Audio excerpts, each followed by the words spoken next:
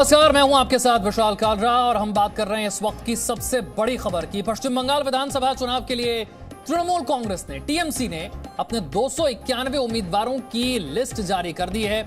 खुद मुख्यमंत्री ममता बनर्जी ने सभी उम्मीदवारों के नामों का ऐलान किया। आपको सबसे पहले टीएमसी की इस प्रेस कॉन्फ्रेंस की 10 बड़ी बातें हम बताने जा रहे हैं।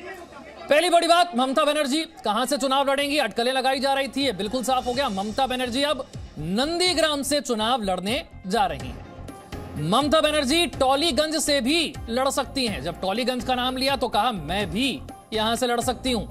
ममता बनर्जी दूसरी सीट का फैसला बाद में लेंगी। दूसरी सीट कौन सी होंगी? अब अटकलें ये हैं कि टॉलीगंज हो सकती है।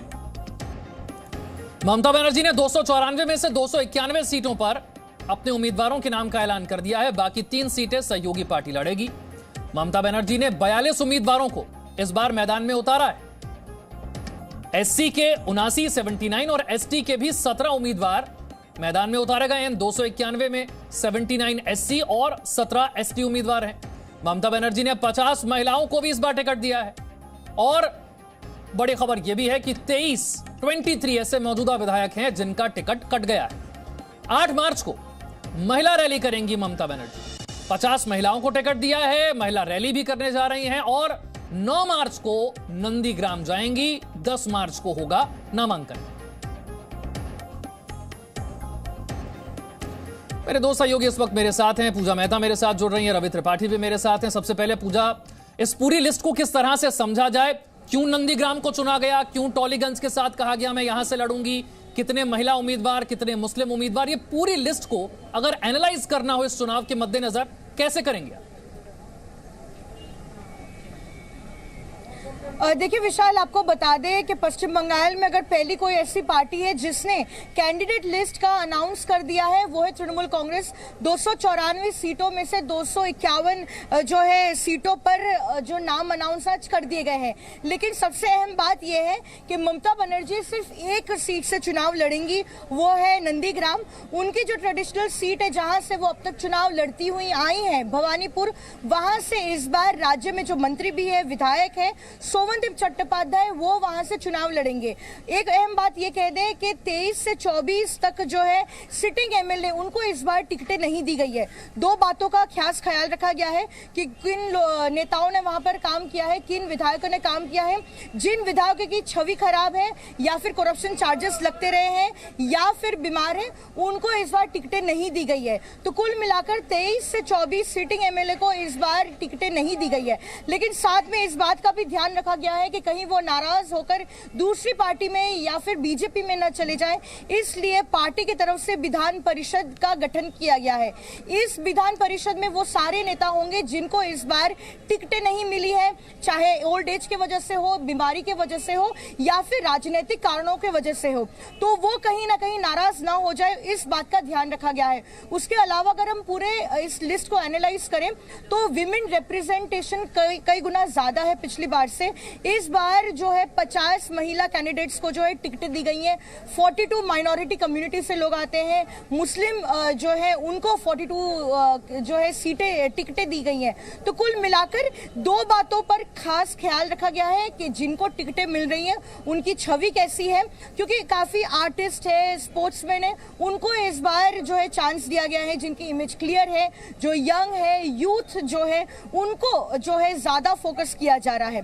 विशाल, ठीक है, किस पर फोकस किया गया और ये लिस्ट कैसे तैयार की गई, किन बातों को ध्यान में रखा गया, जरा रवि त्रिपाठी से भी समझते। रवि,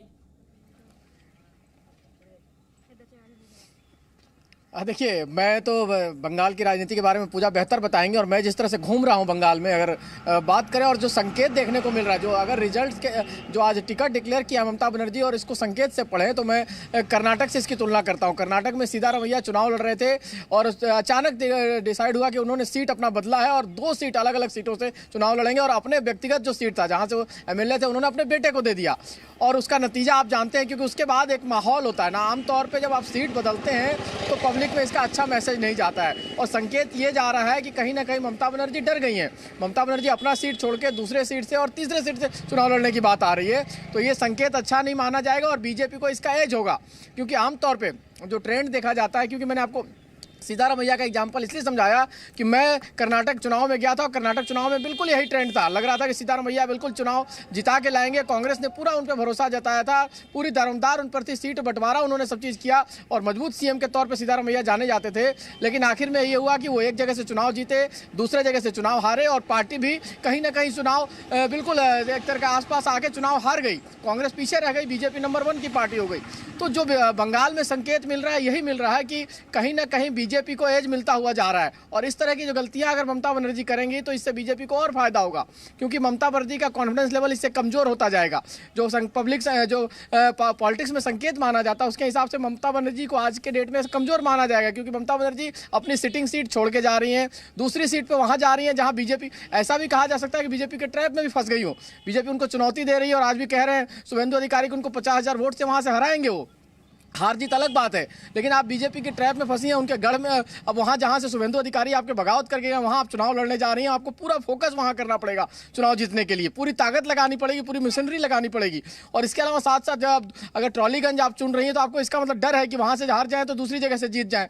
तो ऐसे संकेत जो है चुनाव में खासतौर पर राजनीति में अच्छे नहीं माने जाते हैं।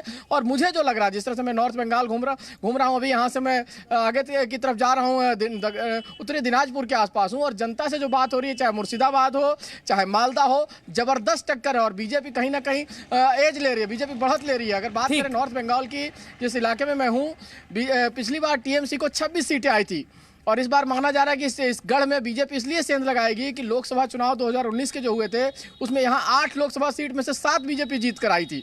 तो कहीं ना कहीं अगर आप कह रहे हैं वो दबाव और वो डर नजर आ रहा है। मैं पूजा से समझने की कोशिश करता हूं, आज जो लिस्ट जारी हुई है, क्या बीजेपी जिस तरीके से बड़ी ताकत के तौर पर बंगाल में उभर रही है उसका दबाव या उसका डर इस लिस्ट में नजर आता है क्या पूजा? देखिए विशाल, जहां तक इस लिस्ट की बात करें तो जनता में एक जनरल डिससैटिस्फैक्शन जरूर है तृणमूल कांग्रेस को लेकर, क्योंकि बार बार ग्रासरूट लेवल पे जो नेता है उन पर करप्शन चार्जेस लगते रहे हैं। फिर चाहे अम्फन की अगर बात करें तो बहुत इलाकों में जो पीड़ित परिवार है उनको कॉम्पनसेशन नहीं मिला था, लेकिन जो ग्रासरूट लेवल के नेता थे जिनके पक्के घर थे उन्होंने अपने नाम पर कॉम्पनसेशन लिया था।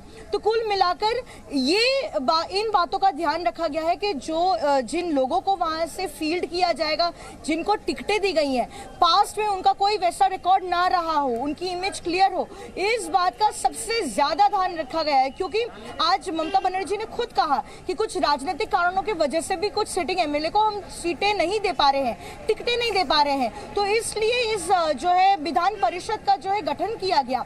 तो सबसे ज्यादा इस बार अगर बोन ऑफ कंटेंशन है वो है इस पार्टी की जो इमेज है, कुछ नेताओं की जो इमेज है उसको जो है सबसे ज्यादा फोकस किया गया है कि कहीं ऐसा नहीं हो कि किसी करप्ट नेता या फिर जिनकी छवि खराब है उनको फील्ड करने से पार्टी को नुकसान हो। इसलिए जो यूथ है, जो यंग नेता है, उनको फील्ड किया गया है। जो एक्टर एक्ट्रेसेस है, जो स्पोर्ट्स पर्सनालिटी है, उनको सबसे ज्यादा जो है इस बार टिकटें दी गई हैं। तो जैसा कि आप भी कह रहे थे कि इस पूरे लिस्ट में क्या दर्शाता है, ये कि कहीं ना कहीं एक शुद्धिकरण किया जा रहा है पार्टी में कि जो करप्ट है, टेंटेड है, जो दागी नेता है, उनको किनारे कर इस बार का 2021 का जो विधानसभा चुनाव है वो लड़ा जाएगा। देखिए, बड़ी बात यहां पर पूजा ने बताई है, जिन पर भ्रष्टाचार के आरोप हैं, जो दागी हैं, उन्हें हटा दिया गया है। जिनकी इमेज अच्छी है, जिनकी छवि साफ सुथरी है, उन्हें मैदान में उतारा गया है। ममता बनर्जी ने यह लिस्ट बनाते हुए इस बात का बहुत ध्यान रखा है। बहुत बहुत शुक्रिया पूजा आपका और रवि आपका इस जानकारी के लिए। छोटा सा ब्रेक यहां पर ले रहे हैं। Presenting B News app available on Google Play and App Store. Download it now.